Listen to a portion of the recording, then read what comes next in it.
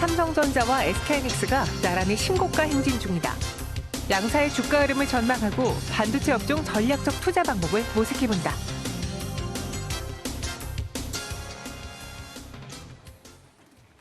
네, 앞서 저희 영민한 투자에서 이제 사이맥스 소개해드렸는데요. 당시 매수가가 1월 13일로 나갔지만 12월 13일로 정정해드리도록 하겠고요. 당시 저희가 리뷰를 1월 13일 월요일에 해드리면서 목표주가 상향 조정해드렸습니다. 다시 한번 참고해주시기 바랄게요.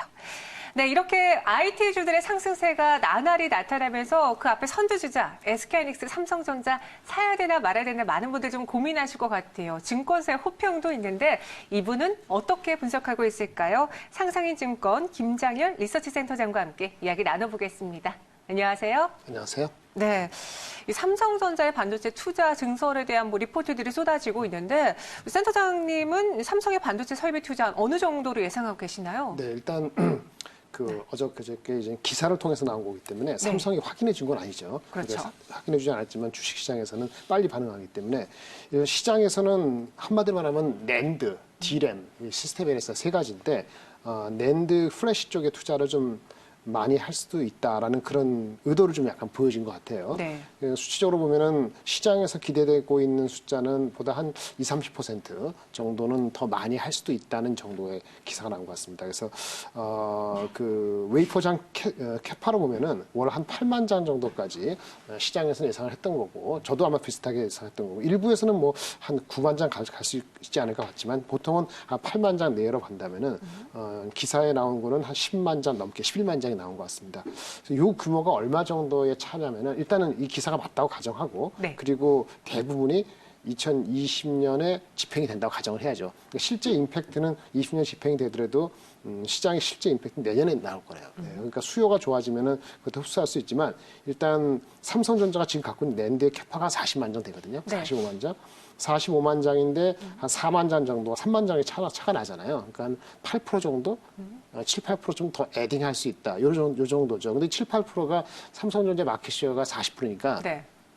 시장에서 차지하는 비중이 커요. 그래서 시장에서 이게 그대로 나온다면은 수요가 생각보다 한 2, 3%가 더 나와야지 네. 이걸 흡수할 수 있는 거죠. 그래서 일단은 삼성은 낸드에 대해서 의지를 좀 보였고, 나머지는 D램은 비슷비슷하고 네. 시스템 LSI는 표면적으로 낮지만 실질적으로는 비슷하기 때문에 큰 임팩트는 아니고 낸드에 있어서 좀 의지를 좀 보이는 것 같은 그런 루머가 흘러나왔다, 이렇게 보시면 될 것 같습니다. 그러면 앞서 먼저 발표했던 잠정 실적에 대한 코멘트도 들어보고 싶은데 예상보다 잘 나오면서 그때 사실 시장이 좀 불안했음에도 불구하고 삼성전자는 드라이브를 걸기 시작했거든요. 네네. 네. 어떻게 보셨어요? 그 일맥상통하죠. 그럼 왜 최근에 그 실적은 1월 달 초에 발표됐잖아요. 네. 근데 이제 이 투자 계획이 좀 늘어날 수도 있다, 이런 게 나오는 것이 실적이 잘 나오니까 수요가 생각보다 나쁘지 않다. 그러면 이제 공격적은 아니지만 네. 공급을 늘려볼까, 이런 생각 갖는 거죠. 일단 실적은 지난 4, 4분기는 기대치를 좀 상회했습니다. 한 7, 8% 정도 7조를 기록했고, 베이스가 높아지니까 1, 4분기도 요거보다 비슷하거나 높지 않을까라는 기대를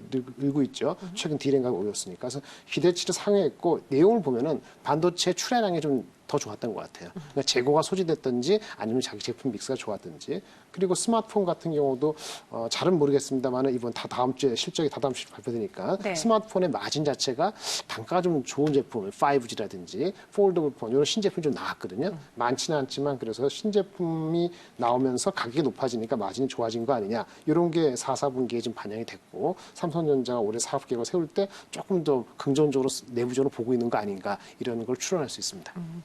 이렇게 삼성전자가 잘 나와주니 SK하이닉스도 나쁘지 않을 거야라는 예상 속에 지금 벌써부터 실적 발표 전에 사들이고 있습니다. 10만 원을 넘겼어요. 네네. 10만 3천 원까지 SK하이닉스의 신고가를 기록을 했는데 이 가격이 오를 수 있었던 가장 주된 요인은 네. 무엇으로 보셨나요? 반도체 가격이죠. D램 가격, 현물 가격입니다. 지난 12월 아마 제가 10일 정도, 한 달 전인데 12월 10일 정도부터 D램 가격이 낸드 가격도 포함해서 오르기 시작했어요. 네. 정확히는 D램은 제품마다 다릅니다만 한 10에서 20%까지 올랐고요.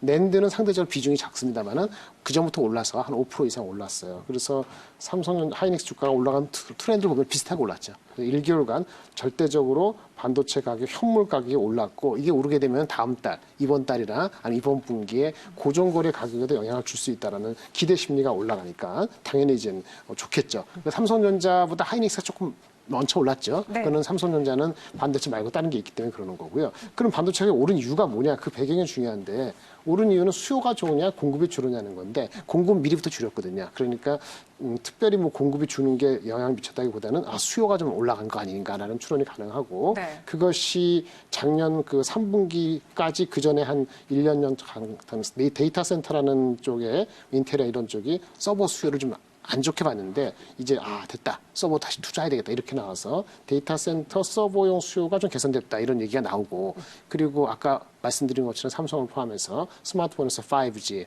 아니면 폴더블 폰 이런 신제품이 나오니까 거기 들어가는 메모리 가격이 좋고 전반적으로 이렇게 되니까 시장에 있었던 D램이나 낸드 특히 D램도 최근에 와서는 재고가 좀 줄었다는 것이 결합이 된 거죠. 그 결합이 되니까 현물 시장에 조금 미리 반영을 해가지고 1월 달에 그 좀 기분 좋게 스타트하게 되는 가장 큰 배경이 되었습니다. 네, 메모리 반도체 현물가 상승을 가장 주된 요인으로 꼽아주셨는데 이번 1분기에도 이제 서버 D램이 수요 강세를 보여주면서 가격이 올랐거든요.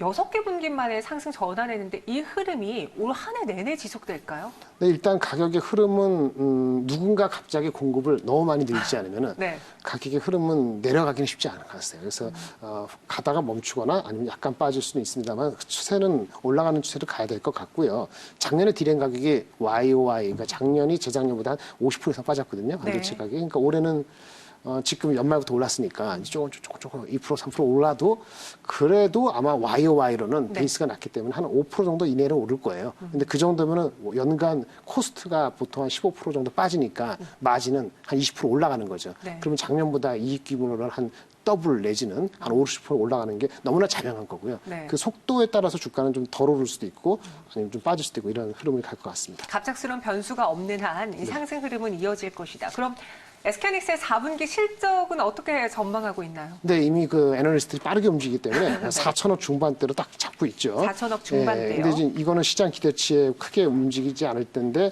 잘 나오면 4,800억, 뭐 조금 나오면 4,400억 나올 텐데 그거는 재고 평가 손실 환입. 옛날에 재고가 많았단 말이에요. 네. 근데 반도체가 올랐잖아요. 올라갔으니까 재고 평가 손익에서 플러스 환입이 될 수 있어요. 그러면 의외로 또 4천억 후반이 나올 수도 있죠. 근데 별 중요하진 않고요. 1, 4분기 실적에 대한 기대치가 아마 1, 4분기가 한 5천억에서 한 6천억, 7천억 이렇게까지 올라가고 있는데 1, 4분기 기대치가 좀 빨리 올라가면 주가는 쉴 수 있고 그다음에 천천히 올라가면 주가하고 비슷하게 동행할 수도 있고 이런 분위기입니다. 삼성전자, SK하이닉스의 주가 흐름도 여쭤봐야겠죠. 오늘도요 상승세가 뭐 장초반에 가파르게 나타나면서 또 신고가를 경신했던 삼성전자인데 어떻게 좀 상단까지 보고 계신가요? 일단 제 목표 주가는 다 왔어요. 제 다 목표 왔어요? 주가 한 10만 한 3천 원, 4천 원 갖고 있었기 때문에 네. 일단은 쉬어가는 게 맞을 것 같아요. 반도체 가격이 한 달 동안에 20% 올랐잖아요. 많이 올랐죠. 계속 올라가기는 어렵고 네. 현물 가격이 고정거래 가격으로 연결되는지를 확인하고 싶은 심리가 있는데 마침 엊그저께 삼성전자가 반도체 그 물량 투자를 늘린다고 했잖아요. 네. 늘린다고 기사가 나왔기 때문에 진짜 늘릴 것인지 아니면 그 늘리는 것이 삼성전자가 수요에 대한 자신감의 발판을 가지고 간 것인지 그런 네. 걸 좀 들어봐야지 알 것 같고요. 네. 그는 다음 주, 다다음 주에 일어나는 마지막 주네요. 삼성전자 하이닉스 실적에서 어떤 코멘트를 하느냐까지는 주가는 단기적으로는 좀 쉬어가거나 약간 이익 실현 빌미가 될 소지는 있고요. 삼성전자가 하이닉스보다 약간 나은 거는 네. 반도체 아닌 게 있기 때문에 그렇죠. 상대적으로 그 정도 차이가 있을 것 같습니다. 마지막으로 IT에 대한 전망, 투자 전략 세워볼게요. 반도체 업종 그리고 IT, 2020년에 많은 분들이 지금 담아가고 계세요. 네. 어떻게 해야 될까요? 삼성전자 하이닉스 시장 비중만 담으면 될 것 같고 이미 올라왔기 때문에 주가가 네. 빠지지 않는 반도체는 삼성전자 하이닉스 투자의 수혜를 받는 장비주를 사셔야 되고요. 장비주요? 장비주가 많이 올랐는데 네. 너무 걱정하실 거 없을 것 같아요. 그래서 상반기까지는 삼성전자 하이닉스의 투자가 결정된다는 기대감을 갈 것이고 삼성전자 실제 투자를 집행하는 그 이펙트가 나오는 3분기에는 오히려 이익 실현이 들어가기 때문에 지금은 오히려 내려갈 때 반도체 장비주를 담으셔야 되고요. 비메모리 관련주는 꾸준하게 올라가니까 네. 어느 정도의 비중은 할당을 하시는 그 믹스가 필요하실 것 같습니다. 반도체 중소형 장비주의 경우에는 이제 3분기까지 이익을 실현하기 전까지 계속 기대감 속에 가져가 보시는 게 비메모리 관련주도 꼽아주셨습니다. 오늘 말씀 고맙습니다.